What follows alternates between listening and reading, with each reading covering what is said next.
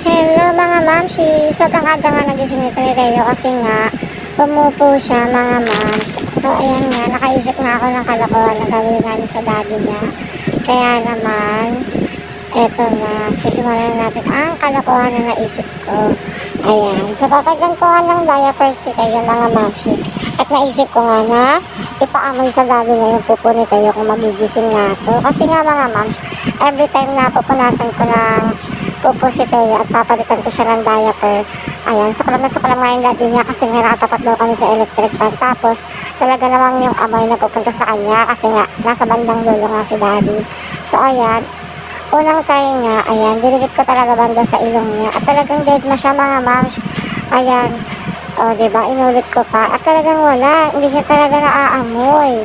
Ayan, so pangalawang try, ayan, pinunasan ko pa maigi yung medyo dun sa may itlog ni Teo, tapos sa pinaka-puwet, tapos pinaamoy ko ulit kay daddy. Talagang dead na siya mga mamsi ko. At hindi talaga siya nagigising. Hindi niya talaga na-aamoy yung pupo ng anak niya. So, alam niyo mga moms, visit na visit siya yan. Kaya sa tingin ko talaga, pag nagising siya, magagalit siya. Kaya naman tinali ko talaga itong gawin. Pero nga, hanggang sa pangatlong beses mga mamsi ko, ayan, pinunasan ko na ng bonggang-bongga talaga yung pati Teo. Pero, hindi pa rin talaga siya nagising mga mamsi ko. At yan nga, sa time na yan na nga, sa oras na yan, gusto ko na nga ipunas sa ilong niya. Kaya lang, baka sobrang magalit si daddy, kaya hindi ko rin ginawa. Medyo nasamid na nga ako dyan kasi pinipigil ko yung tawa ko. Ito naman si Teo, may pagtingin din siya sa camera. Alam niyo yung mga moms, parang feeling niya rin siguro na may ginagawa siguro kalokohan itong mami ko. Kasi nakita niya nga, nilagay ko yung cellphone at nag-set up nga ako ng camera. So ayan mga moms, dahil hindi tayo nagtagumpay, gigising na lang natin si daddy sa kakagitan ni Teo po. So ayan mga moms ko, tinuturuan ko nga siya nagisingin niya si daddy. Pero tingnan niya naman ang gagawin ni Teo. Ayan, nakikinig nga siya, pero hindi niya talaga gagawin. Ayan, sabi ko gisingin mo si daddy, pero ayaw niya. Ang ginawa niya, gumapang siya papunta sa akin. Ayan.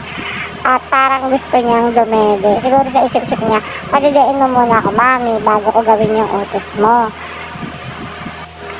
So ayan, hindi ko pa siya pinadali yan mga moms kasi nga failed yung una namin ginawang kalokohan. So sabi ko gisingin niya si daddy. Ayan, naabo pa nga dyan si Teo. Tapos medyo nag-arts-arts pa siya dyan. Kasi nga siguro mga moms, feeling niya dahil nagpalit na siya ng diaper, lalabas na kami. Ganon. Kaya naman, ayan, pinaghahampas na lang ako. At parang yayayin na lang ako. Lumabas ng kwarto at pasilip-silip na nga sa dun sa pintuan. Medyo inuuto-uto niya pa ako sa part na yan mga moms ko. At syempre, ibabalik ko siya dun sa daddy niya habang nagbababay siya. Para naman, gisingin niya yung kanyang daddy. So, ito na nga mga moms ko ang gagawin ni Teo po. Pak, pak, pak. O, diba mga moms? Hindi niya pa kinurot yung ilong dyan ang daddy niya. Pero, every time nga na ginigising niya yung daddy niya is kinukurot niya yung ilong. Ayan. So, hindi nga kami nagtagumpay mga moms ko. Failed nga yung ginawa namin kalokohan ni Teo po. Napagalaw nga lang namin mga moms ng very late si daddy dyan. Pero hindi nga kami nagtagumpay mga moms ko. So, sana sa susunod namin kalokohan mapagtagumpayan na namin ni Teo na magising ang daddy niya. So, yun lang mga moms. Thank you for watching.